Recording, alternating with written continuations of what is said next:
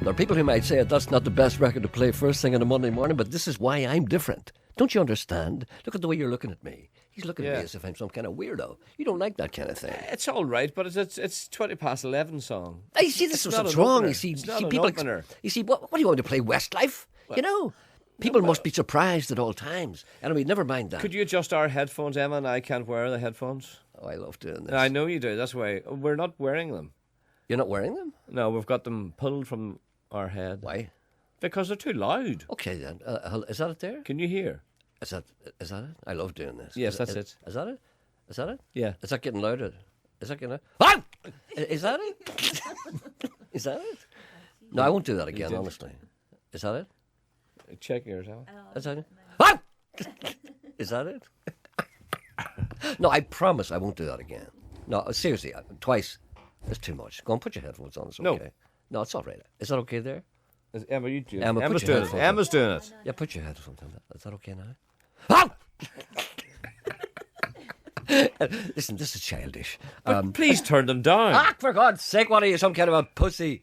Turn them down. I've turned it down. I haven't got them on. Well, how do you know it's loud or not if you haven't got them turned on? Well, that's it now. Is that it? Yes. Emma, sorry, you okay? I'm sorry you had to hear that. I only mean to hurt him, not you. Anyway, good morning. What a Monday morning. What a Monday morning. What a great day. The number to ring if you want to contact this programme for any reason at all, and believe me, there are people waiting to hear your calls. You may not put you through, you may not be interested, but they're waiting to hear your calls. The number to ring is 08459 555 678. What are you footering at there? The screen's too near me. Don't let Emma, will you do that? Don't let him do what? Whatever you do wrong every morning. It's my window screen. The thing, your own screen? My own screen. Because the first call I get every morning, the person can't get through. I've already adjusted adjusted the screen. I know, but you'll have to adjust it again because Emma has to do it. The screen is adjusted. All right, then. It's fixed. Number to ring if you want to contact this program. I'm sorry, there seems to be a lot of bickering going on today. 08459. And Ken doesn't allow us to do it. Don't let him... Get out! No, he's got a man. Oh, sorry, I thought that was him. No, he's. I see him talking to a man that looks like himself. Yes. Is he another engineer? Another engineer. Oh, we won't see him today. No. He'll be huddled over the plugs. He's talking all... there he is. Look, they're the two of them. They're coming in now. They're coming in early. They're talking... Oh, they're going to the other studio. Oh, there's a third man now. Ooh. There's a third man now. I see them. They're going into that other studio to look at you all... see, they've given us new furniture in here. It's temporary. Are they going to look at all the wires? Anyway, because it's awful. They're going in there. Is it contemporary? No. Is it contemporary furniture? Have you got? I haven't been in there. I must come in during the break. See what you have in there. Anyway, listen. Good morning, ladies and gentlemen. You're distorting. 0845. What? You're distorting. Well, we have complaints. Now, for instance, wherever I go, there's one particular complaint here. Yeah, I love your show. What's she laughing at? What's wrong with her? Because you're too loud. Everything's loud. I love the show on iPlayer. Just one thing, you speak very softly sometimes. Yes, you do. I have to look at my volume lots to see if you're still there. It's a new PC with speakers. Thanks for the crack. That's Emmett in Westport in County Mayo. Now, what can I do to help? Because I can't go any louder. That's as loud as I can go. The needle's hitting the what am I, the low man in the totem pole? I mean, will nobody tell me how I can be heard? All I can do is turn up my knob. And then I can't do no more than that if that's not enough. I mean, what can I do? Well, Ken lies to me all the time. Anyway, listen, we're ignoring the crisis below the border. A gentleman writes, a B. Cohen from the bunker in Stillorgan. He said, we are putting a little charity show together. It's called Red Face Day. We're doing it in RTE. I noticed that yourself and Mr. Coyle did nothing for children in need on Friday night, so you'll probably be free. I wonder, would you attend and do... I wasn't asked. Oh, were you not? No. I was. Well, I was asked in a sort of behind-the-door style. In other words, if you're doing nothing, why don't you come down? No. Or if you'll be there anyway? No. Well, go and tell me how you were asked. But try not to be bitter about this. I'm not being bitter. I'm not. You are being bitter. I can tell by this. You said you weren't asked. That implies that you're upset. No, you said... No, the man's saying that we didn't do anything, and I'm saying I didn't do anything because I wasn't asked. I didn't do anything because I didn't want to. I know, and that was why, because a person phoned me. And what did that person say? To say, if Gerry does this thing that they want Gerry... Will you come too? Fiddler's invitation. Yes, that's what I mean. A fiddler's invitation. So anyway, look here. Does it, I'll do it. No, we're wanted across the border. He says maybe Mr. Coyle could do A Boy Named Sue, or Two Little Boys. You never recorded Two Little Boys, did you? No. Your country needs you, Gerry. Don't walk by on the other side of the road. See, people are struggling down there. We don't care up here because we have licence fees. Please, please, please, could you ask your listeners for any information, sightings, etc., of my wee grey tomcat that went missing from Parkgate, County Antrim, on the 10th of October. That's a long time ago. He answers to the name of Bobby, and he's neutered and he's microchipped. He has all the technology. This is my last hope of finding him. That's a long time. That's nearly 6 weeks. My husband and I missed... Anything funny about that? No, sorry. I mean, did I say anything funny No, you about didn't, a no. poor pet that's been lost for 6 weeks? No, it's what what Emma handed me. What did she hand you? What did she hand you? It's a note from John from Cookstown. What does it say? And he says, Gerry, when you laugh, you sound like a duck with diarrhea. Oh, that's very funny. I've never... Well, that's a great sense of humour. Anyway, if anyone has information, could you please contact us? She gives me a couple of... She gives me a couple of mobile numbers. The dog's name, the cat's name is Bobby, and it's been lost in Parkgate. It doesn't say what it looks like. It's a wee grey tomcat. I suppose that would be enough of a description. Here's a poem. I'm going to read this. Now, will you keep quiet, the two of you? Okay. It's called The Missing Circle. You have to guess what this is about. A message rang out. The objective, it was clear. A circle was missing. A circle so dear. The description was given, and where it was last seen, this was a precious little circle that once met the Queen. The initial warning emerged from a man called Coyle. He was seen in a panic on the banks of the Foyle. Said a local, "Dear Shani, whatever's the matter?" He just screamed to the heavens and fell to the ground, a clatter. "It's gone," said Shani. "I'm very, very worried." As off to the local PSNI station, he quickly hurried. "I'd like to report a missing circle," said Shawnee with dread. "It was last seen a week ago, on Anderson's head." The circle was grand, and he was in a rage. He'd known the circle for years. It was an awful age. The rumours were rife as to where it could be. Was it away with the Shanny of old, Stroke City to free? Speculation mounted, but it still hadn't been seen. To see the ancient circle again, the locals were keen. Anderson appeared for work, all suited and booted, looking like the Parades Commission had him rerouted. Ken entered to Gerry's sad dismay. "Go away," said Gerry. "I'd like my tracks to play." Then Ken noticed something that looked like an old doormat.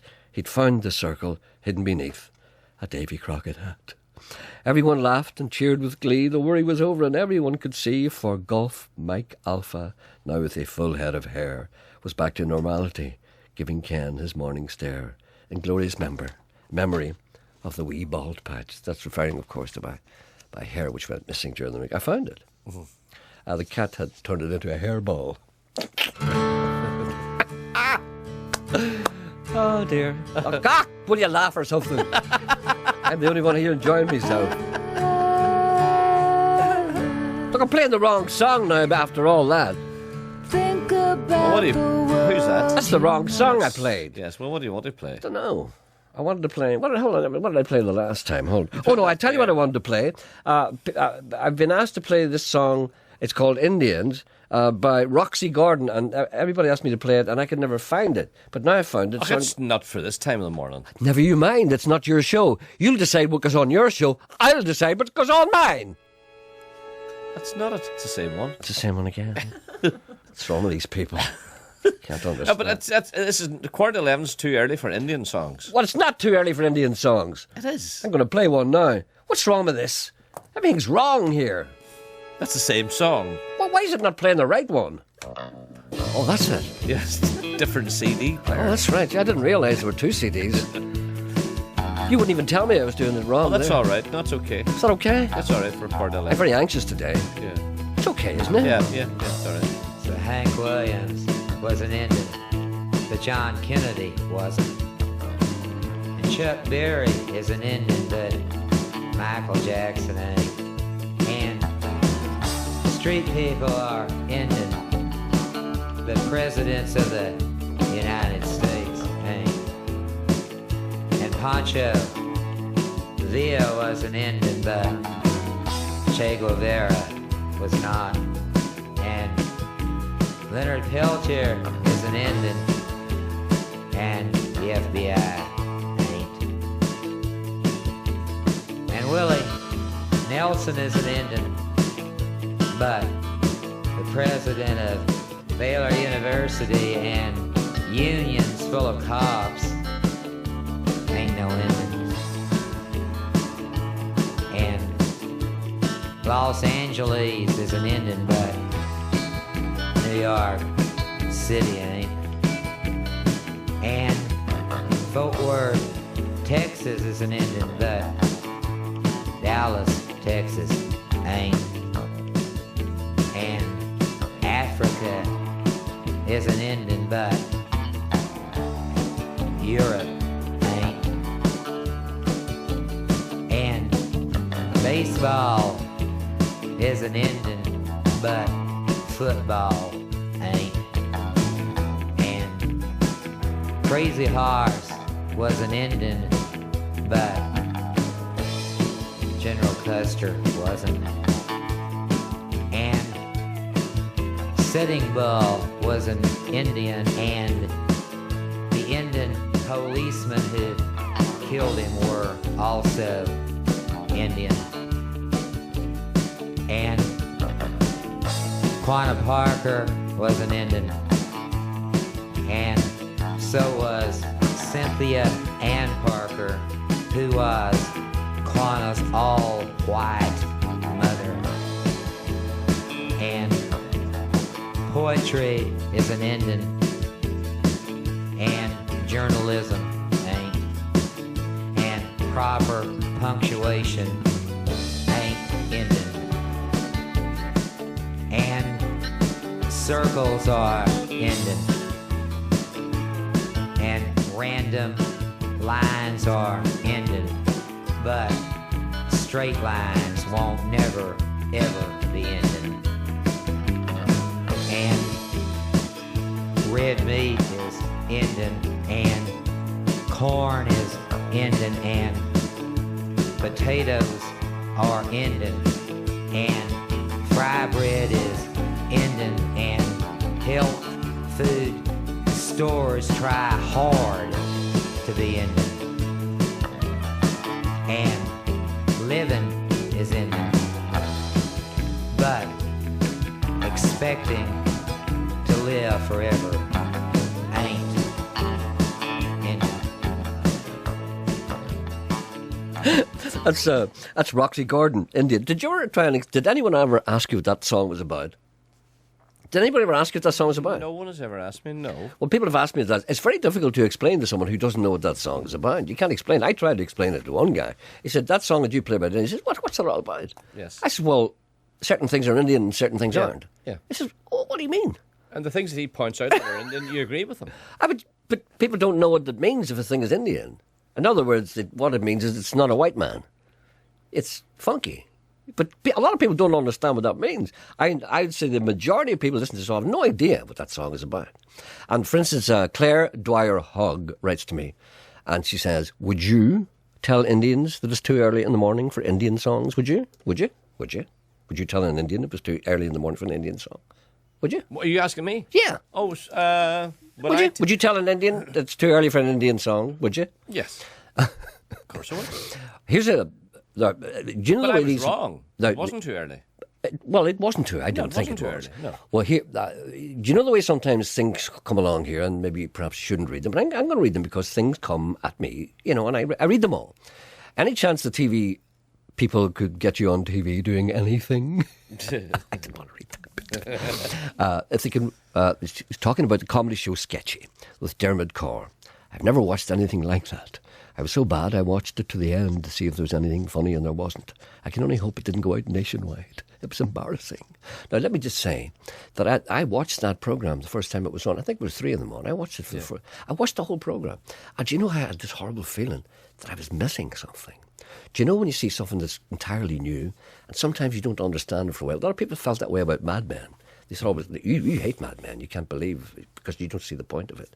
But a lot of people thought it was... No, the girl coming into the office put me off it. I told you why I don't watch Mad Men. I know, but I never listened to you. No, that's okay. No, we've done that wrong. To me, it was just another I know, but it's not, episode. No, but it's not, you see. Yeah, but that's what I thought it was. I know, but you thought you will not be told, you see. And you're like the man who's listening to Indians and doesn't understand. No, I'll watch it again. I keep looking to see the listens and see where it's on. It's on a lot on BBC4. And I say, Yeah, it's on BBC Four. yeah, It's on every Wednesday night on BBC Four. I may watch it. But it's no good watching it. It's too late to watch it because you have no idea what's going on. That's what I thought. Anyway. Yeah, but you never give it a chance at the start. Anyway, The girl who with wanted an affair put me off. the girl wanting an affair put Yes, you off. yes. Why do you think that's kind of abnormal I just activity? said to myself, this is run-of-the-mill stuff. Run of the mill. You should be so lucky. Yeah, office boss falls in love with secretary. It's life. She breaks up marriage. It's life. Yeah, but it's how many times do we have to see it? But it's never the same every time. That's like a fella that you met one time, and do you remember? You were telling me about it. You were out for a walk, and this guy came up to you, and he said, "Did you hear about so and so?" And you said no, and he mentioned this guy's name. He said he's left his wife, Right. And you said, "Boy, did he really?" He said, "Yeah." Can you believe that? Right. And you said, "Well, what happened?" He said he left her for another woman. And he went, "Why would he do a thing like that? They're all the same." He doesn't understand. See, you don't understand. You think having an affair is just the same as they're all the same. They're all different. They're all different. But I don't want to say. I'm not It's what- interested. I know you're not interested in life. But You no. remember what Dr. Johnson said about the fiddling dog? It'll never been in love. She can- It dropped its fiddle. Anyway, well, that'd be sketchy. Okay, I'll tell you what. I watched it, you see, and I said to myself, now this is there's something weird about this because I don't get any of this. And is it because I'm not as young as I used to be? Is it because is it going over the top of my head? Is this some kind of strange new comedy? And I thought to myself, maybe I've finally lost touch with the kids. Yeah. And I suddenly realised that it just wasn't funny. It wasn't fun. Exactly. But I give it a chance. Oh, so did I. I give it a whole episode, and then I kept going back to it because But see, there's no point in going back because if you have 3 comedy shows, the best one's always the first one because you've been preparing for it for about 20 years, and you have a week to do the second one. So if you haven't got all your good stuff in the first one, it ain't going to be in the second, baby. You hear me becoming a 60s person there? I heard you. Yeah. Years ago, you would play a song which I loved, and wondering if it was still in your box. The info I remember is female singer with lyrics Tinkerman's Daughter, the Red-Headed Anne. Okay. Neve Parsons. Yeah. That's what was called what was that called? You played that. The Horse Fair at Ballinasloe. The Tinkerman's Daughter, that's it. Written by, I can't remember the guy's name, The Crunch of Steel Wheels on Gravel. I'm sure you know what song I'm on about. That says Eugene McCann. Yeah. But is there any chance of hearing it again? Is it available anywhere? Yes, it is. It's from an album by Neve Parsons. And I can't remember the name of the album, but if you Google her, you'll get that. They usually give you the tracks. The St. Miguel Community Youth Band in Downpatrick rings this programme to say that they are cancelling their Christmas sale, which was due to be held this Saturday. It is cancelled due to circumstances beyond their control, but they do wish to thank everyone who helped them this year. And see how normal I was there? Was your mother in the Silver Circle? Yes. And so was my mother. A man used to come to our house every day, every Friday for a shilling. That same here. And his name was Farouk. Do you remember him? That was his nickname. No. He looked like King Farouk. Remember the Saudi Arabian king? He was a docker. Louis McGee called the our house. Did he? No, she. Louis? She called Louis? Yeah. Did she not think it odd that she was a woman called Louis? No. Really? Yeah. Is she still called Louis? Not anymore. She's dead. Well, okay. Yeah. Please turn Sean down. I told you. It's bad enough that he's employed by the BBC. Can you at least turn him down as an act of charity to the licence fee player? I think that's a cruel thing to say. I was reading a local paper there during the course of the week, at the weekend there, and there was a little article about the changes here in Radio Foyle. Yes. And somebody wrote that said, all we're getting is more coil. Oh, that's right. What a great compliment that was. That's right. That's right. All we're getting is even more coil. Even more. Even more coil. Even more coil.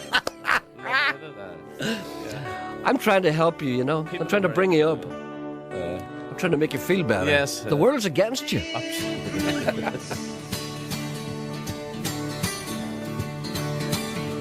Day after day, alone on a hill, the man with the foolish grin is keeping perfectly still. If nobody wants to know him, they can see that he's just well on the way.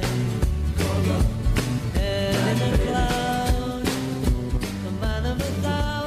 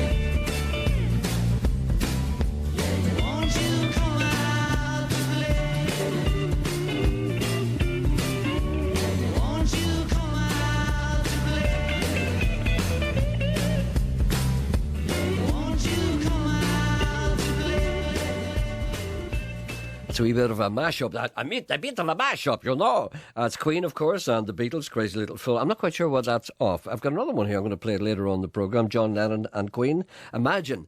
And The Game. Look, the guys with Ken have folders. They have folders. Just looking at them out the window. They don't see me looking at them. They don't like it when I look at them because they know I'll mention something on the radio. Anyway, good morning, Gerry and Sean. I was wondering if it would be possible to hear a track from a band called John Gerry and the Heads. Yes, I played, they were in the studio one Friday recently. The band played in No Alibis on Friday night and rocked the house. And this person very kindly says, I know you've championed the band from the start. Yes, I have appointed the band. Well, good, excellent. She said local bands should be supported. Oh, I agree entirely. Anytime I get a chance, I try and get bands in that I think are good. And it's a very strange thing about that. I know maybe a lot of people aren't all that terribly interested, but one of the things I find interesting is that a lot of people, in particular in positions of influence, actually don't really know if a band is good or not. Because I notice a lot of bands are being pressed forward and, promoted. They're not all that good.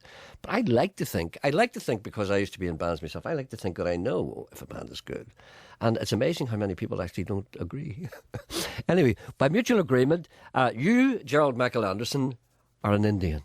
Oh, thank you very much indeed. I've never been called an Indian before. And there's another band called Southern. They're playing in Lavery's Bunker on the 29th of November. That's on a Monday night. £4 in. I advise you very strongly to go to that. That's Southern at Lavery's Bunker, Monday the 29th of November. Back after the news. On 92 to 95 FM and 1341 medium wave. This is BBC Radio Ulster. And with the BBC News at 11 o'clock, this is Keith Burnside. The Chancellor, George Osborne, has insisted it's in the UK's national interest to come to Ireland's aid, describing the country as a friend in need. Mr Osborne confirmed the UK contribution would most likely be alone in the region of £7 billion. The Conservative backbench MP Douglas Carswell said Britain shouldn't be paying to help keep Ireland in the euro. The Director-General of the British Chambers of Commerce, David Frost, rejected suggestions that Ireland was receiving a free handout. Well, I'm not sure it's a handout. I mean, this is a loan, so clearly there will be terms connected with that. There will be interest payments. To be quite frank about it, I don't think we have much of an option. Ireland is a very major trading partner of the UK. It's one of the few countries that we actually export more than we import to. We are very much tied as a trading country to them.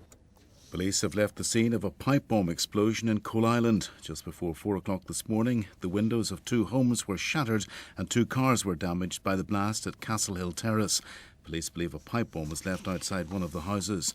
In Londonderry, residents have been allowed home after a pipe bomb was thrown into a car. Houses in Cremore Gardens were evacuated late last night, but it was made safe. A Sinn Féin councillor, Kevin Campbell, says it was an attack on the whole community. This area had to be evacuated last night. You had children to get off for school in the morning. You had people getting off for their work. They're evacuated and they're out before 5 o'clock this morning. I think it was absolutely despicable. Putting this device under a car, a child could be going out, walking down the street, and this device go off. These are indiscriminate devices, and I don't think these people realise that. 3 men have been charged with burglary after police found meat worth more than £2,500 in their car. The vehicle was stopped in Ballymena on Saturday. They're due to appear at Coleraine Magistrates Court. Now with the weather forecast, here's Angie Phillips.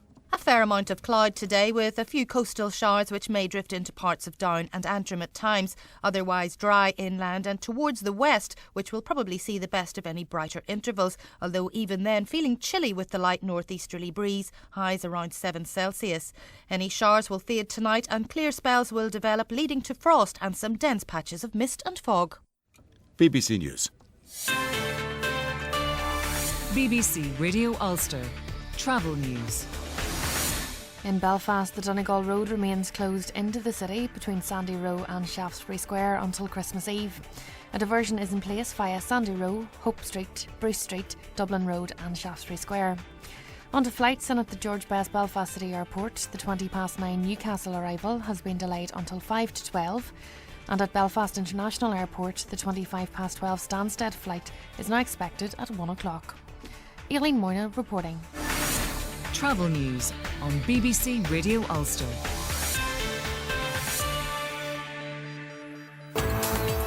On Talkback today with me, William Crawley, the parents of Jordan McDowell, the 13-year-old who died after inhaling helium gas, tell us about the little girl they've lost in the hope that other children's lives can be saved.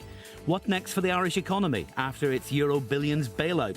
Is it right that British money should help to save the Republic? And how will the bailout affect us here? And I'm a celebrity. Do you feel sorry for Gillian McKeith?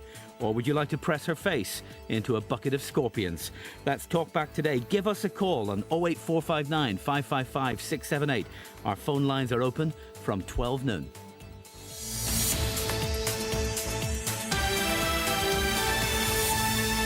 I'm not quite sure whose face I'd like to press into a bucket of scorpions. I'm not entirely sure. Mind and let me step inside. Rest your weary head and let your heart decide. It's so easy when you know the rules. It's so easy. All you have to do is fall in love. Everybody play the game of love. Yeah.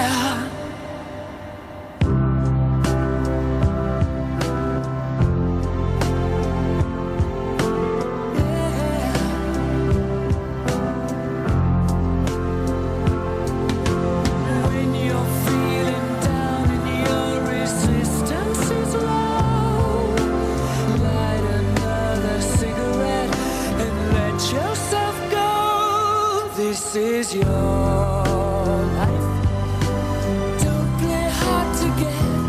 It's a free world. All you have to do is fall in love. Yeah. Everybody play the game of love. Ooh, yeah.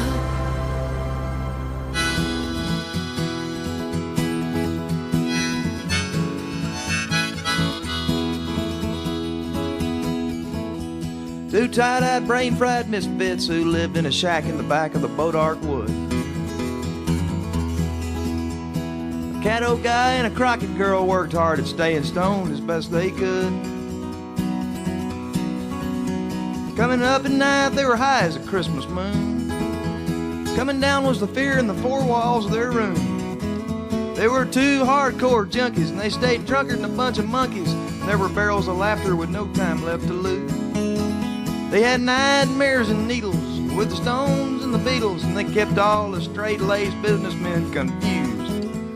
And the days went by with a red bandana blues.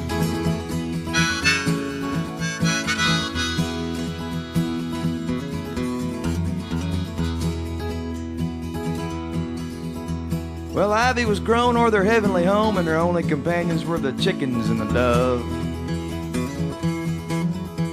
When the law had 'em made, they got laid in the shade. On their face was the grace from the good Lord up above. And making love in the woods was peaceful most of the time, but revolution was the last thing on their mind. They were talk foul-mouthed and lazy, and they ate biscuits and gravy, and they wore blue bell-bottom jeans and platform shoes. And they slapped at the insects while they laughed at the rednecks. They kept all the straight-laced businessmen confused. And the days went by with a red bandana blues, all right.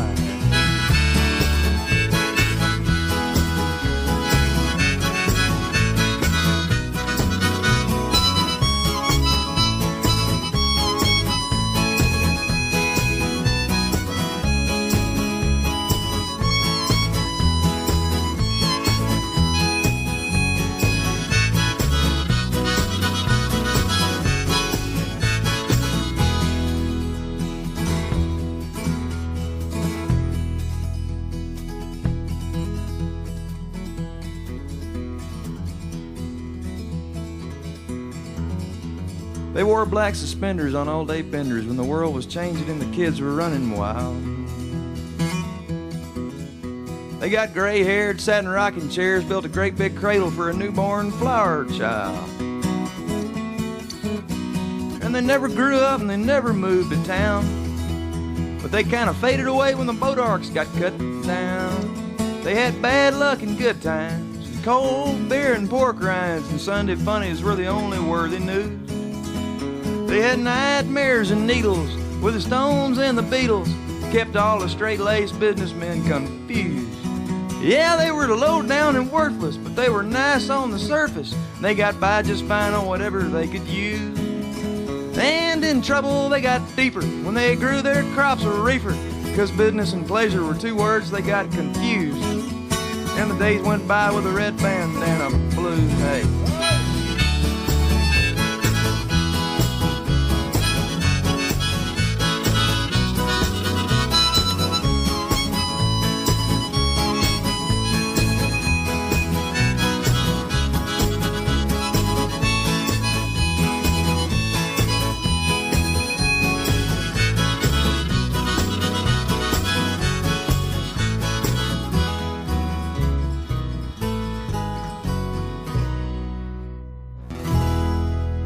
Oh, I just love that. That's Adam Carroll. That's a song called Red Bandana Blues, and I play that quite often. Do I play that too often? I play it every once in a while. I just think it's refreshing because it's lovely. Great. Your first time you ask because you're never listening. That's great words. I love that. And before that, of course, was John Lennon and Queen. A wee bit of a strain there. They tried to marry Imagine with a song called The Game. Nearly didn't almost work for me. Just a wee bit too much of a strain. Loosely Connected. Yes. That's what it's called. That's what it's called. Niamh, you see the and you're talking about? Yes. Niamh Parsons, a song called The Tinkerman's Daughters on a CD that she had out a number of years ago called Loosely Connected, and I'm sure you'll get that if you Googled her. Gerry, please play. These are some text messages which I've ignored evilly over the past few days. Of course, it was the weekend, didn't get any. Well, I do get them the weekend, but I don't talk about that. Gerry, could you please play Grace Hill Fair by Nae Goats 2, sung by Davy Sloan? Well, I don't have that. And I mentioned earlier on about John Deary and the Heads. I will play a track of theirs tomorrow. I don't have any with me today. For the attention of Gerry, please read this out. You know, I read everything that comes along here. Don't I read everything that comes along here? No. Banbridge Musical Society performs The Wizard of Oz in the Ivy Movie Studios, Banbridge, from this evening tonight until this Saturday, the 27th of November. Tickets priced at a reasonable £10, available from the Ivy Movie Studios box office or by phoning the box office. There's a number there, 028 406 62666. What a great number. Gerry, I got myself into a whole barney with a bunch of bikers on Saturday night in Newton Ards. As a 45-year-old man, should I be ashamed of myself? I don't think so. Sure, I ever told you about... Did I ever... see the way you've got me? What? I'm almost... What are you doing? You're crawling around the floor. What were you doing there? There's a fault in the headphones. Is there? Ken has found a new place, a new plug for me to... Plug into? Yes, and I can't find... I'm trying to follow the lead. He's doing that all the time. It's because he's with those guys with the folders. He's trying to impress them. He's changing everything around. Yeah. Did I ever tell you about the time we burnt the bikers? Did I tell you about that? Well, in Enniskillen? Pulled down the tent? I'm afraid to give an answer. Is it? Was it? Did I ever tell that story? You see, I don't know what to say to that. Because if I say yes... No, but I genuinely asked you, have I told this story before? Because I'm not going to tell it, if I have. You see... No, seriously, have I told this story before? The position I'm in now. What's that? If I say to you, yes, you told it before, you will say, you're always stopping me from telling stories. No, I'm not saying that. I'm saying that this is one of the occasions when I'm not going to give out to you for stopping me telling the story because I genuinely don't know if I told that story or not. I want you to tell me if I told it before. You see, I'm afraid. No, don't be afraid. Don't be afraid. I am. Well, just tell me just tell me the truth. I'm asking you if you will tell me if I have told the story before. I won't be upset or anything. Have I told that story before? See, have I? I'd say no.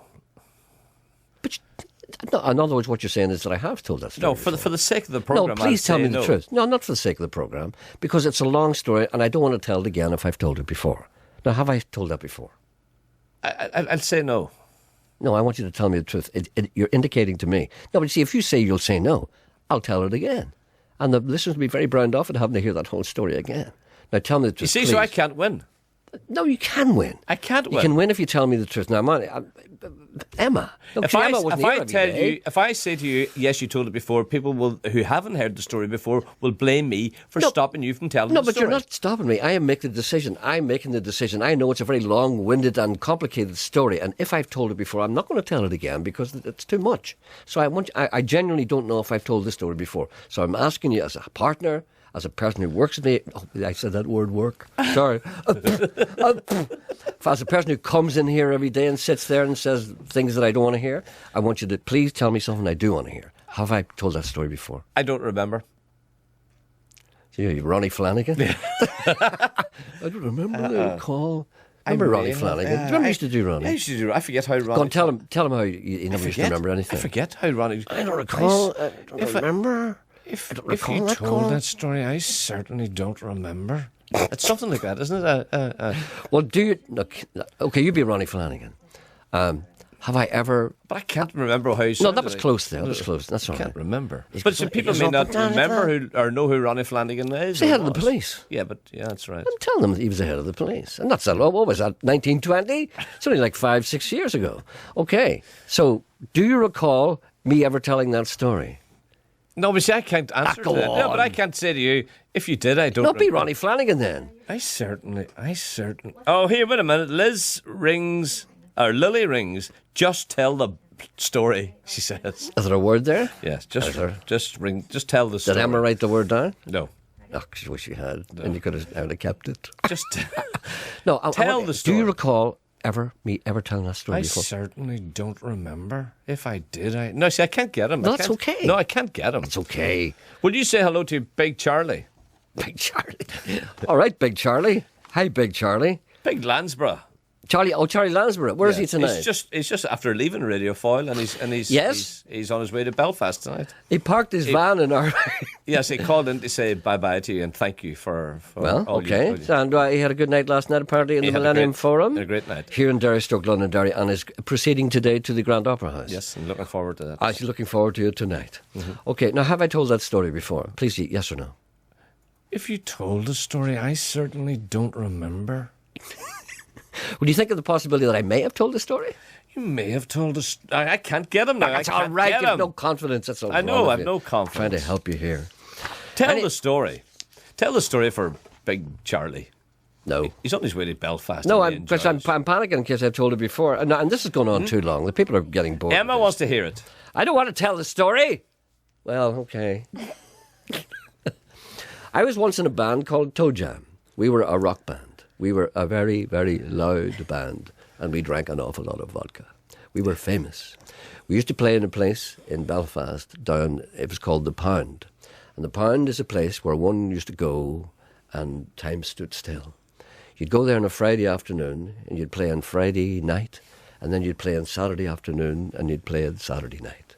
The man who owned that place once said that we were the drunkest band he had ever seen.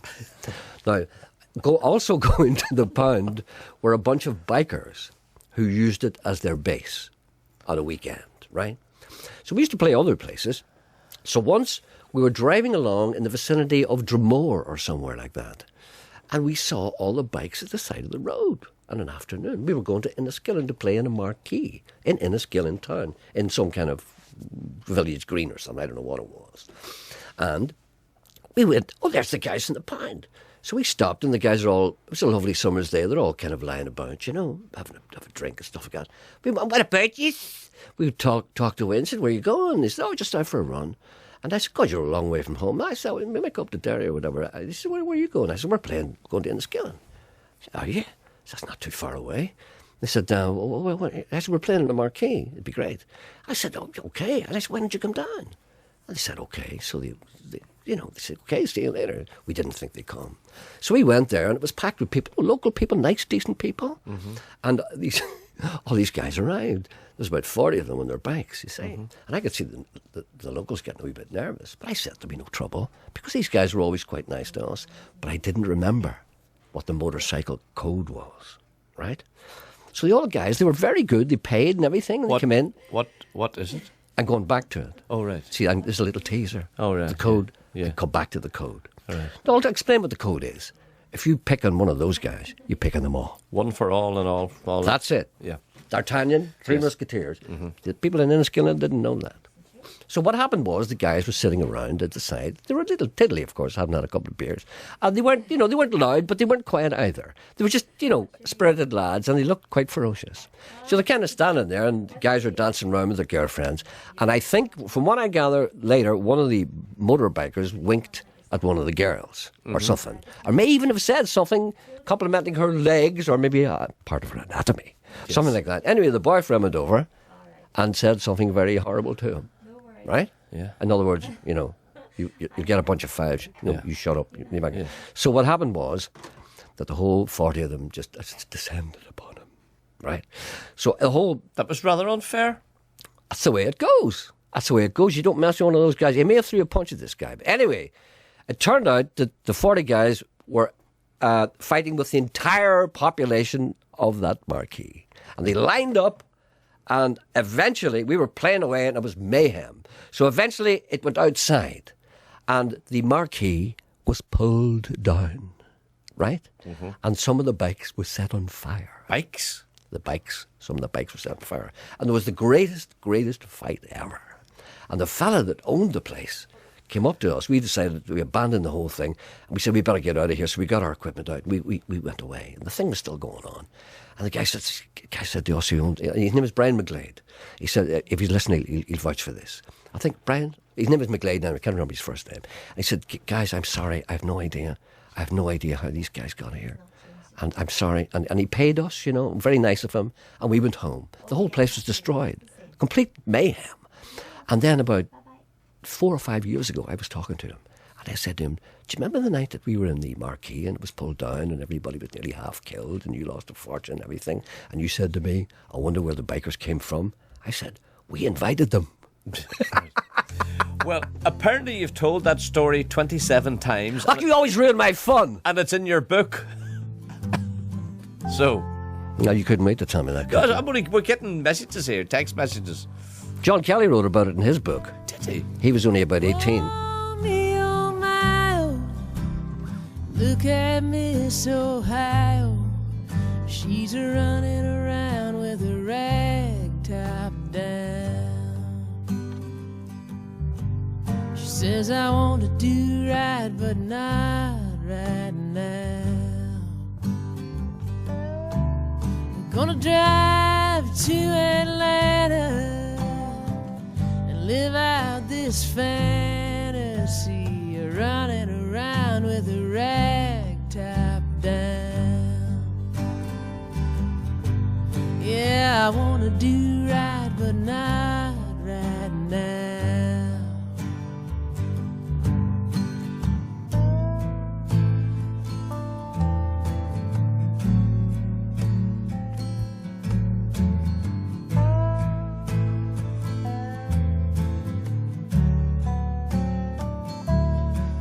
Had your arm around your shoulder, a regimental soldier, and Mama starts pushing that wedding gown. Yeah, you wanna do right, but not right now.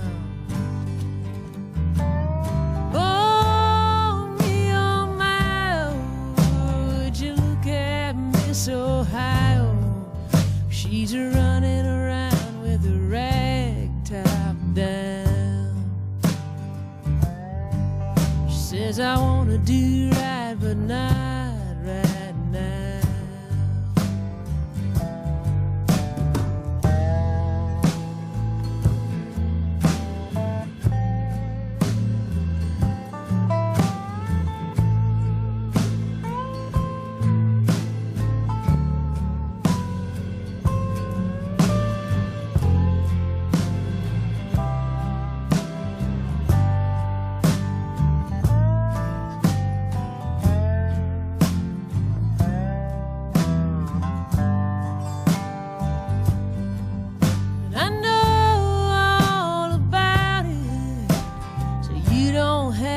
Shout it, I'm gonna straighten it out somehow. wanna do right, but not right now. Hold me on my own, look at me so high. She's running around with a rag top down. She says I wanna do right, but not right now. Oh, I want to do right, but not right now.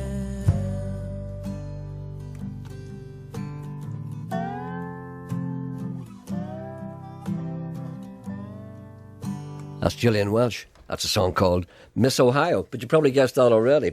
Here's something that I like a lot. Christina Joyce writes to me and she wants to find something out, something arcane and, well, I suppose rare.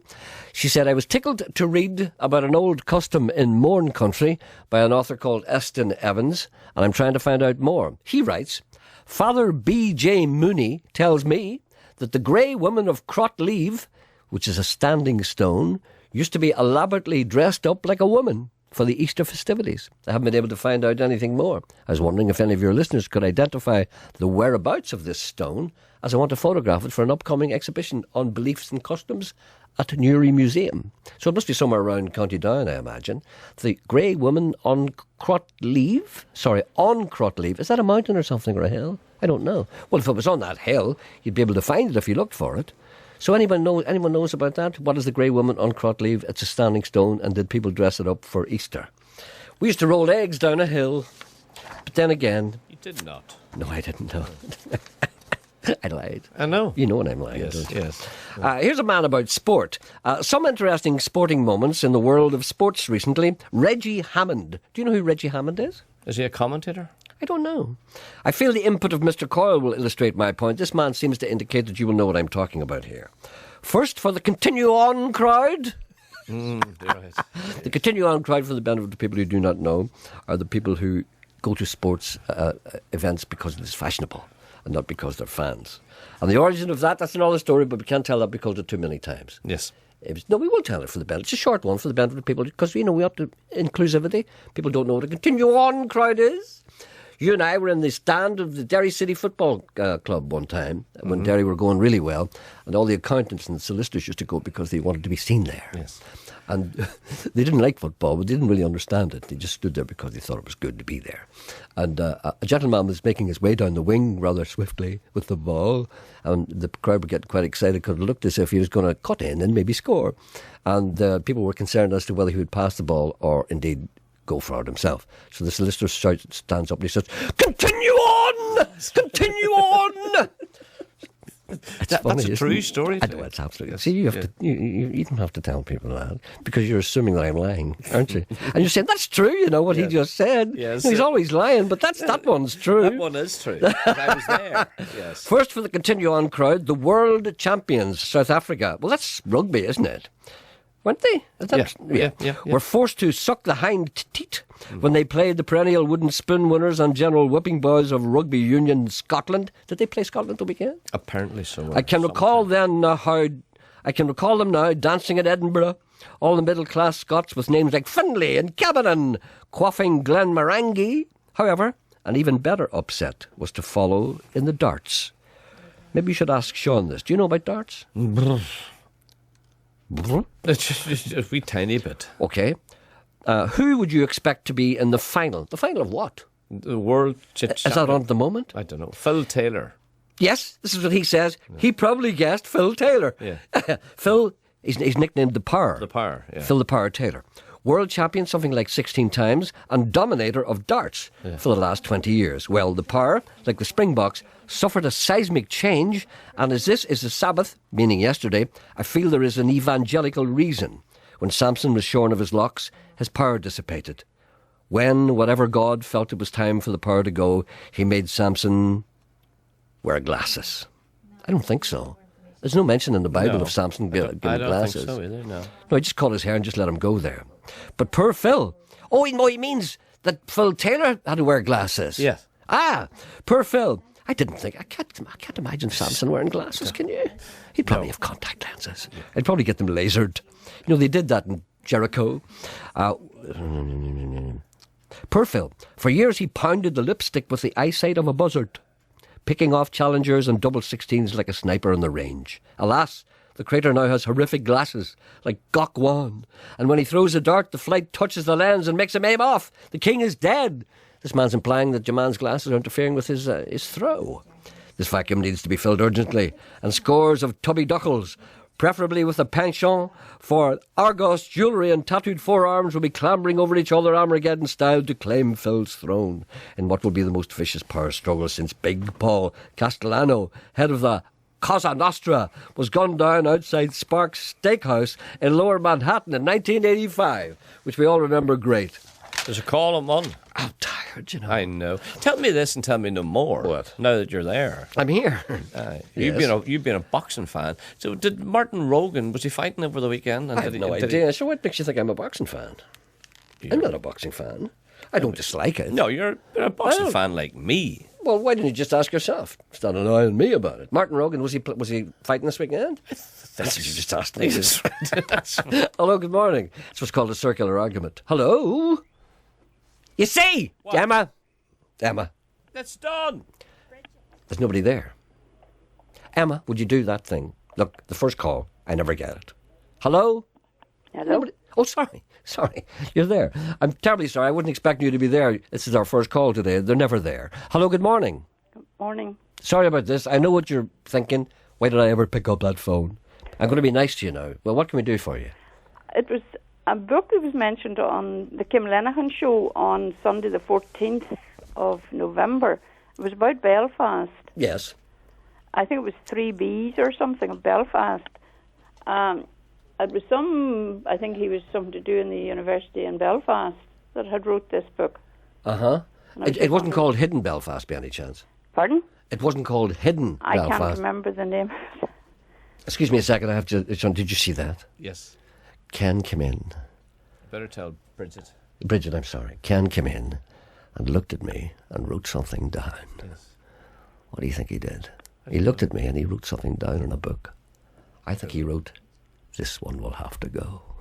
And he's bringing it back out to the two guys out there with the folders. Well, why would he just look at me and then write something down? I don't know. Sorry, he could have looked through the window. Bridget needs your help. He came in. I know. Who? Bridget. I know, I'm going back to Bridget, but this was a very important thing. He came. It was a show of strength. Uh-huh. He came in. He was like a traffic warden. He came in and he stood there, all 4'8" of him. Yeah. And he stood there and he looked at me and wrote something down in his book and walked out. Yeah. Never even said hello. I think it's nearly the end. Maybe these people are, well, maybe the men in charge of the cuts. Bridget, I'm sorry about that. It's my career I'm just worried about. Okay, so the book, was it called Hidden Belfast by any chance? I'm not sure. What was it about? About old Belfast? It was all about how the names were associated in Belfast, Cave Hill, and there was something in it about the Titanic and. Yeah. Well, I think it's a book that I have, and it was very, very good. And I can't remember the name of the guy who wrote it, but he was a local guy, and I was supposed to go to the lunch, and of course I didn't. It was called Hidden Belfast. Belfast. Many little things that you don't know about Belfast. Yeah, I think it was something to do. One of them, I think, was Blackguard or something. Maybe it was just one of those kind of dictionary things. Yeah, I'm not sure. About local slang, something about maybe Ulster Scots or something. Somebody will let us know. Oh, hold on a minute. I think somebody's let me know already. Here we go. Yes. Raymond O'Regan. Raymond O'Regan? Hold on a second. Raymond O'Regan's Hidden Belfast. That's the one. That's the one I'm talking about, yeah? It's Mercier Press. It's very, very good. I have it at home. I read it. It's Raymond O'Regan. It's all kinds of things that nobody knew about Belfast. Well, only a few people did know. Right. All kinds of interesting information about various buildings, little tiny things that you never thought of, things that you walk about. For instance, did you know that I have a tree there? Yes. Nobody looks at that. You know, every time I stand beside my tree, and nobody ever even says, "Oh, that's your tree there, look." I stand there. I peed up against it once, and nobody even looked at it. And Gerry Kelly's across the street, and his is all withered. And the tree, I mean. Sorry, Bridget, is it? Yes. Bridget, that's what it's called. Raymond O'Regan, Regan, Hidden Belfast, a Mercier Press. Okay. You go and buy that, and you'll enjoy it because I can recommend it highly. Right. Thank you for your help. Thank you. Thank you. See, I knew the book she was talking about. Paddy's on too. And could you give the name of your Friday guest, please? Last Friday. Oh, Janet Dowd. Janet Excellent. Dowd. Very, very, very good indeed. Yeah. Apparently he beat a German. Janet Dowd? Rogan. Martin Rogan. Yeah. Beat a German. Yeah, apparently beat a German, yeah. Okay, hello, good morning. Are you talking to me? Yes. Right. Good morning, how are you? Don't be so Okay. cheeky now. No, don't be so cheeky. You're on the radio. Now, remember, people are listening. This is not Nolan you're talking to. I'm a human being here. Yeah, I what don't can we do listen to for you? Nolan in the morning. No, I listen don't to know. Radio Foil. Do you? Yeah, Who's after the- 9 o'clock. It's very good. Sarah Brett, yes, she's on there Yes. between 9 and 10:30. But she won't be there for a while. She was doing a different programme now, starting in December the 6th. Her and Enda McClafferty are doing a programme from 7 till 9. And the people up here in the Northwest will be exposed to the fat boy. Oh, dear, oh, dear. That means me as well. Grin and bear it. Anyway, Gerry. Yes. You had a lady was quoting her rather. She'd seen something in S. Nevin's book about the Mourns. Oh, It yes. was about a standing stone. Do you know about Dressing it up. I don't know about that particular one, but I think I could steer in the right direction. Uh-huh. It's not actually in the main Mourne Mountains. It's further north, just south of Dramara, the Slieve Crib range down there. Yes, yes. And there's a mountain just across the road from Slieve Crib, Cratleave Mountain. I think that's where she's... Crotleave, yes, that's how it's spelled. That's the one. Crotlaeve. That's right, and it's very close to Leganani Dolmen, which everybody should know about. It's a wonderful ancient monument. But adjacent to that, just down the road from that, there's a standing stone, and I think that's where she's what she's talking about. So it's beside the Leganani... Dolmen. Dolmen, okay. Which is just south of Slieve Crib. Slieve Crib, Leganani Dolmen. So it's between, in other words, it's between Dramara and Castlewellan. There you are. That's for Christina Joyce. Christina, there you are. There's the directions, and you're pretty sure that's where it is. I am fairly certain that's what it is. Good man. You seem to know. You seem to know what you're talking about. Is this a particular interest of yours? Well, yes, Mourne Mountains. Yeah. Youth good man. Hostel Association. Oh, for God's sake, say no more. Walking. Yes. I love all that stuff. Nobody bothers too much about standing stones these days, do they? Because They you know, don't. It's unfortunate. No, they're not on X Factor. You see. But nevertheless, I think we should bring a standing through to the. To the appropriate authorities, and they've got all that information. But I would say that S. Nevin's book's worth getting if you can. It should be in the library. Okay. Well, thank you very much, sir. That's very useful information. That lady, Christine, I'm sure she wants to photograph it for the. Tell her it's adjacent to Slieve Crib Mountain. Okay. Okay. Thank you very much indeed, sir. Thanks a lot. Bye. Goodbye. Bye. Bye. See, a man with a brain. Yes, How Ted. unusual on this programme. Ted on one. Is he? Has Ted just had a brain? Good morning, Ted. Hello, Gerry. How are you? I'm sorry for asking if you have a brain, but I know you have. Uh-huh. But I'm just so excited to talk to somebody who's got some kind of brain. Well, I hope I don't let you down now. You won't let me down, and even if you don't, even if you do, it doesn't matter. Oh, that's anyway, go right. ahead. Well, I'll tell you what I was ringing you for, Gerry. First of all, that hidden book I heard, that one with Kim Lenihan. Yeah. And the full title of it actually is A Hidden Belfast. It's Benevolence, Blackguards, and I can't remember what the third word is. That's right. That's right. Okay. Yep. But the other thing I was ringing about was I was up at the River Lagan at the Shaw's Bridge yesterday morning, and I thought I saw a big sea lion in the water. A sea lion? Yep. Really? Uh-huh. Really? Well, apparently where else would you see it? it's you don't expect to see a sea lion In the water? but not at not the a Shaw's river. Bridge. In a river? If it was down the Albert Clock, you'd be surprised. When was the last time you seen a sea lion in a river? Well, this one would have had to swim past the Albert Clock about 10 miles to get up to there, you see. You know what I mean? You see, you've no surprise left. You've no wonder. You've no awe. Right. If a man phoned me and said to me, he said, I spotted a whale in the water. I said, yeah. That's what it's supposed to be. But if you spotted it in the swimming pool. There are those amongst us who have no imagination. Yeah, I can see that. So you saw a sea lion at Shaw's Bridge? Well, I thought it did, but apparently it does live there. Because I there? met somebody else this morning, and I went back this morning to see if it was still there. A sea lion lives in Shaw's Bridge? Well, it doesn't. I think it's sort of, it commutes, turns up there every now and again. It commutes? Uh-huh, so. That's a hell of a sea lion. All right, then, let's try and find out more about the sea lion. Anybody know anything about it? Let me know. And where's he going? Where's he going? What's he get up to? That's what you want to know. Exactly. What's he up to? Thank you for that. Okay. Thank you. Bye. All of it. Bye. Bye. You don't know where these animals are going. What does a sea lion look like? Looks like a lion, What does a it wet look like? lion. I don't know. I know you don't. Sea lion. It's got big whiskers. What? And what's so It's like a unusual? seal with whiskers. What's a seal? Shut up. This is Sean Donnelly. Sean and I are appearing in the Ardo Theatre this Friday night. Oh, I've just dropped in. He's getting the plug in there, do you hear that? Sure, I'll only stay a while. And I want to see how you're getting on. I want to see you smile. Oh, I'm happy to be back again. Just to greet you great and small. Your hearts are like your mountains in your homes of Donegal. Oh, I love to see the happy faces smiling at the door, and the kettle bubbling on the crook as I step up your floor.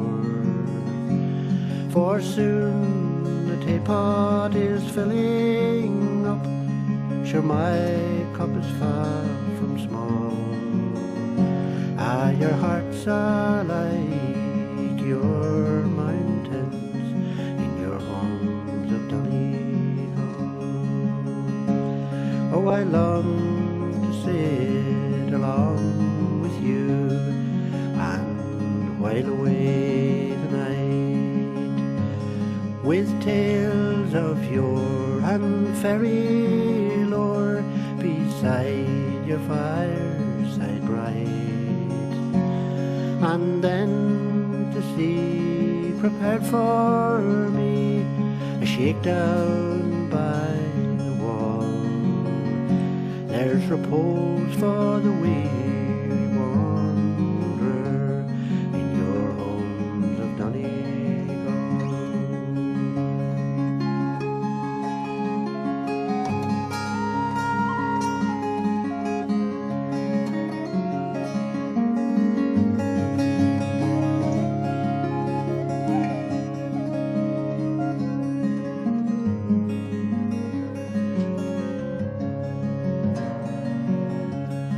The time has come and I must go. I'll bid you all adieu. For the open highway will call me to do the things I do. And when I'm tramping far away, I'll hear your voices call. Please God, I will return someday to your homes of Donegal. Please God, I will return someday to your homes of Donegal.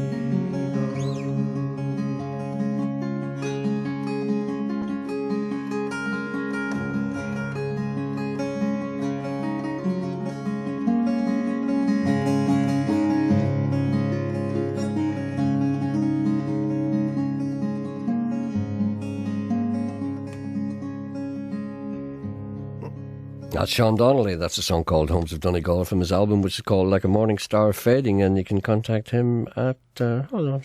So, I don't know that. Sorry, I had the address, but it's out of my head.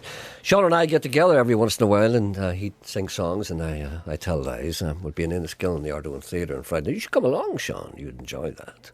No, I'm coming to your show in when you appear in Derry. No, December the 9th. Oh, yes, I just coming remembered to that. heckle. Yes. Oh, don't heckle, no. Oh, I shall. No, we'll get you on stage. No, you will not. Oh, yes. No. There's a call for you in one. I know.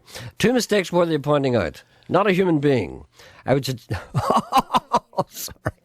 I would suggest, in order of a matter of respect, that everyone passing Gerry Anderson's tree in Belfast make a donation or gesture of some kind. Perhaps during the time in the morning when people are walking their dogs. And Sharon Hall says, I like the Indian song, but the Indian song itself probably isn't Indian, as any attempt to explain what being Indian isn't Indian. In other words, if you have to explain what an Indian is, you're not an Indian. Also, you were wondering if you're playing some songs too much. I have a solution. Play this song by 18-year-old Morgan McIntyre. I can guarantee you it's brand new. BBC Introducing has played it 3 times now, but surely that shouldn't prevent you from giving it a whirl. You should have a hard copy there, but if you have it filed away in your bin, I can send you another one. Sharon Hall. Yes, please do send me another one, because it's quite difficult for me. Nobody will show me how to put these MP3s on the... Do you know how to put an MP3 onto a CD? Not at all. Why would nobody show me how to do it? Ken's department. Ken does that. But he won't... It's my name down in the book. I can't ask him for There's anything. a man on one.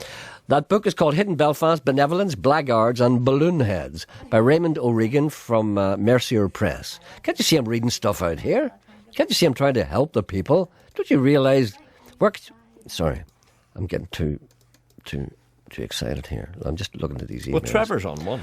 Will you please leave me alone? The sea lion has been around for a good few years now. He's been christened Sammy the Sea Lion by the Lagan Boat Company guys who run the boat trips up and down the Lagan. And they'd know. I've only seen him myself, said John Batcher. I've only seen him very fleetingly, about 3 years ago. I wasn't quick enough with my camera. He's not very easy to spot, so there is a sea lion in the Lagan. And, he's called Sammy. Well, Trevor will tell you about He it. probably worked in the shipyard. Where is Trevor? On one. Is it about Sammy? Yes. Trevor. How you doing, Gerry? Have you seen Sammy? Oh, I've seen him at several occasions. I live in South Belfast and I do a lot of fishing in and around the Lagan. Yes. And between Stromullis Weir and the Red Bridge, I've seen him several times. He's coming up and down, doing a lot of munching trout and stuff. And I contacted the river agency about it. And they says that they hadn't the authorities or else the manpower to catch him. Why would they want to catch him when they just leave him alone? I don't know. Well, they are leaving him alone, aren't they? Well, he's eating a lot of trout and stuff and salmon that's in the Lagan now. But sure, much can he eat? You know. Oh, he can eat a brave lad, I tell you. You want to see the size of it? That's because that's why he's so big. Because he's eating all the salmon. So why didn't they give a sea lion a chance? For God's sake, you can't deny a sea lion on the occasional score of salmon. But sure, what do sea lions do? I mean, man that's trying to catch all these small trout. Poor fishermen, they're probably retired bank managers. No, so, I mean, a sea lion's out there trying to survive. Leave it alone. Doesn't eat as much fish. These bank managers have nothing else to do except catch salmon and throw it in the fridge and forget about it and then throw it out a week later. I was surprised a few Jack Russells didn't go missing whenever people was firing their stick. Where does he live? He lives apparently down where the Sea Cat docks. Well, he's probably gets... That's his house. He lives in there. Well, he probably get chips down there. They throw the chips over the board. He lives down the Sea Lion's house. Yeah, the Sea Cat's house. The Sea Cat's house. Would that be great if a Sea Lion had a house? What? He wants a win. Thanks very much, Jerry. Thank you. Bye. Would it be great if sea lions had little houses? Sam's on too. You've no fun in you. Good morning, Sam. Good morning, Jerry. How are you doing? I'm all right, thanks. I don't think that's a sea lion at all. A sea lion wouldn't live in the Lagan because sea lions are saltwater creatures. That's what I thought, but I didn't like to break that man's... Seals are the same family as a seal, and they're saltwater. I think it's a large otter. I have seen him in the Rivarnet River. He's about 4 foot long, and his head's about 5 inches across. And I have seen him actually out of the water run with a hump in his back, and you'd think it was a dog. I've never seen as big as an otter in my life, and he's definitely a dog otter because I saw him lying on his back eating a fish along at an old bridge on a concrete stony area. So I see people doing that every Saturday night in Bradbury Place, lying on their back eating fish. Yeah, well, I couldn't believe the size of them. I saw otters before. I saw one the other side of Dundalk about 8 years ago lying dead beside a bridge, and it was about 2'6", but I've never seen one over 4 foot. He's quite a big character. A whole lot of other people have seen him as well. Well, if he's a 4 foot otter, he's a big otter. Fella, yes, and that's about the maximum size they grew to. And you definitely wouldn't get a sea lion in the Lagan. I didn't think so. The river I saw it on was the Rivarnet, and it's a tributary of the Lagan. And it was in the month of July, and I watched him for 15 minutes. I've never seen as big an otter in my life. Well, you see, if you see an otter that size, you can't blame a man for thinking it was a seal or a sea lion, would you? I don't think you get sea lions in fresh water, but now I'm not a biologist or anything. I'm just a naturalist, and I'm only interested in wild animals and things like that there, but I would be no expert in sea lions, but I think they're saltwater creatures. All right, then, and thank probably you. somebody else would confirm that. Okay, thank you very much indeed. Thank you very much, Gerry. Thank you, Bye-bye. man. Bye-bye. Bye, bye. I see seals every now and again, you Does know. it roar? Pardon? Does it roar? Does it, no. They only call it a sea lion because it's Does got it make big a whiskers. noise? I don't know if it makes a noise. But I know. You've seals down beside you. I've seals down beside me. Well, do they make a noise? No, yeah, they greet me. Dolphins. So they go, come on, Gerry. Come on, Gerry. Come on, Gerry. So if you hurry by my way, her chance to seize the day.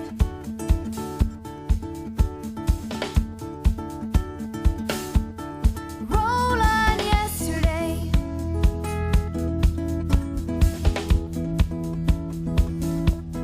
Roll on motorway. Carnally to Helen's Bay. Stopping off for lemonade as the daylight slips away. Roll on yesterday. Roll on yesterday. Say I'm rolling in the sawdust, kids they call me Brontosaurus. And I'll sing my own melody. Your song don't have to have a chorus. As this lifeblood bleeds, as this hair recedes, at least I still have these trusty memories.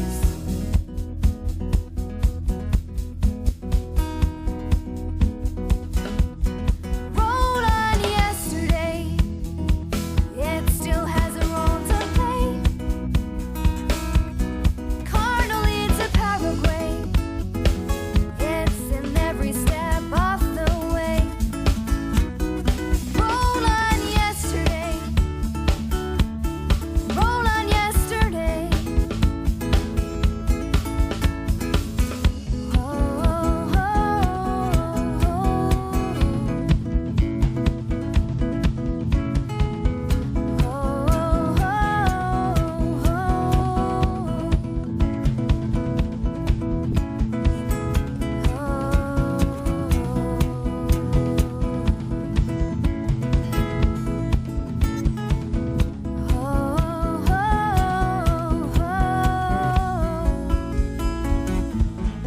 Roll on motorway, carnally to Helen's Bay. Stopping off for lemonade as the daylight slips away. Roll on yesterday. Roll on yesterday. Roll on yesterday. It still has a role to play. Carnally to Paraguay, it's in every step of the way. Roll on yesterday. Roll on yesterday.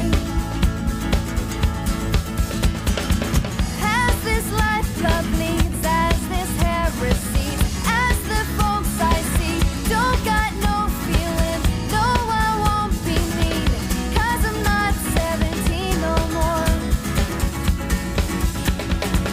No, it don't take much to make me happy. I have my share of peace and prosperity, as long as I have these trusty memories.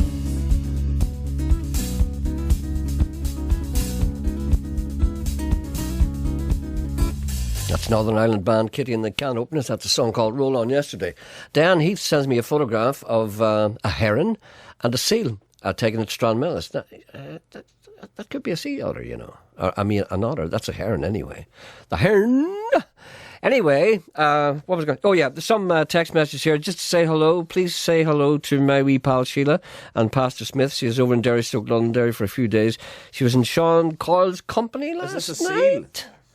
I hear a good night was Okay, had by well, all the that's Charlie show, Charlie Lansbury's show. Were you looking around Charlie Lansbury last night? Yes, you were. Jim Armstrong, Eric Bell used to play in the Pound. I remember it well. Some messages here. Your bikers in Enniskillen were called the Chosen Few from Belfast. You're absolutely right. Hello, Wagner Features. Okay. Wagner Features, referring, of course, not to Wagner, but Wagner of X Factor. I only listen to your show 3 times a year, and that's the 3rd time I've heard that story.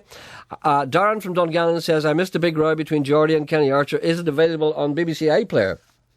I think it is, you know. I wonder, is it? Anybody know if that's available on BBC iPlayer? We'll know before the end of the programme. It's Sammy the Seal. He's not a sea lion. They're a good deal bigger, and they're not in our waters. I would have known that, of course. I know about things. What? There's a man on one. Excuse me, I hiccuped. Hello, good morning. Hi, Gerry. Yes? Gerry, my name's RJ. I was one of those bikers at the Enniskillen do. You were not. I was, and it wasn't the Chosen Few, it was the Hells Angels.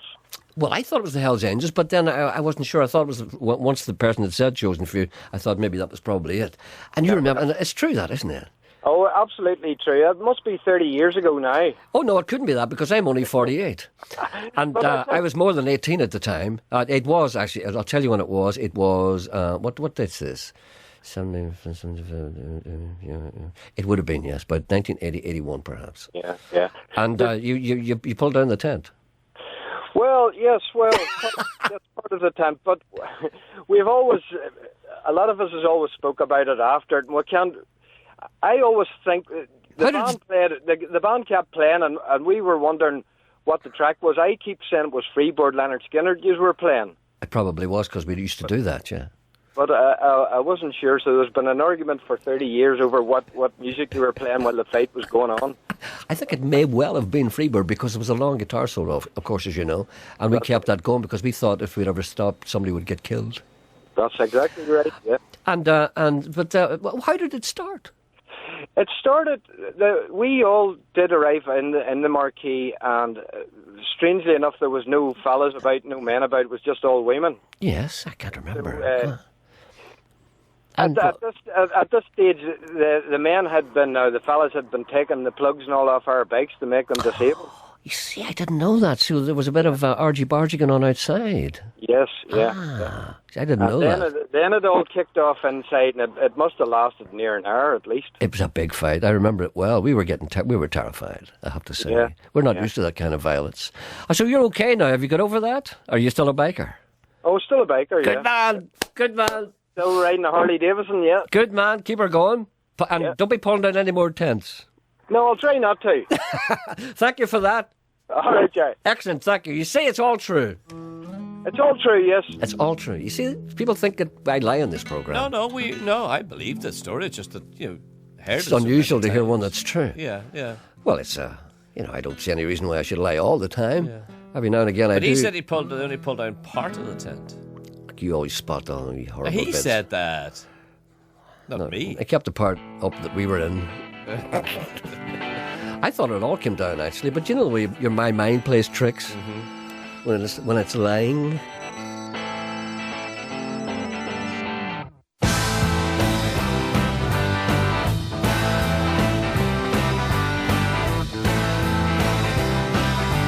This is called Cell Phones Ringing in the Pockets of the Dead. For a little crust of bread, a rich lady wondered what the Undertaker said. Cell phones ringing in the pockets of the dead. Cell phones ringing in the pockets of the dead. Hey! Hey! Mother Nature's looking for the hands of Father Time. He's got 'em reaching for the gun at number 9. She's reading horoscopes, looking for a sign, waiting for the train that'll take her down the line. Hey! Hey, hey, hey! Cell phones ringing in the middle of the street. History's telling stories that a sailor won't repeat. Believers and infidels are fighting in the heat, while bodies of the innocent are covered with a sheet. Hey, hey! Hey, hey, hey! Cell Phones Ringing in the Pocket of the Dead by Willie Nile. This will be all we have time for today. Back tomorrow. Everybody's looking for what they cannot find. I'm down here on Bleecker Street, trying to read your mind. Hey, hey, hey, hey.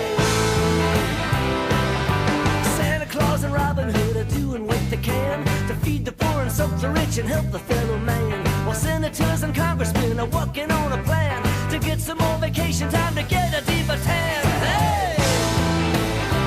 Hey, hey, hey!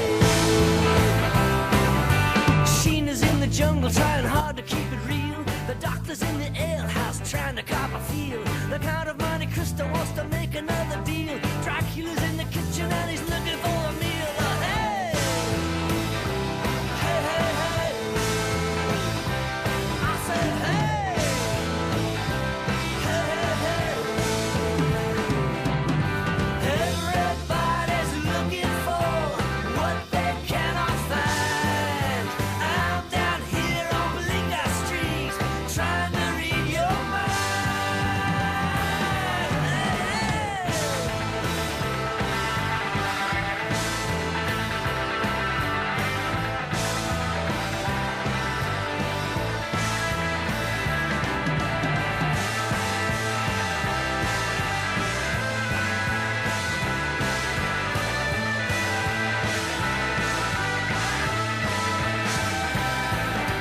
Aristotle's riding on a ferry boat to Mars, while Juliet is creeping through the closets of the stars. Romeo is on the run, smoking blue cigars, putting cocoa butter on the cover of the scars. Maggie May and Captain Hook are walking down the aisle. The president saunters in astride a crocodile. The Ayatollah swears he is not a pedophile, and the rights of man don't mean a damn here in the age of style. Hey, hey!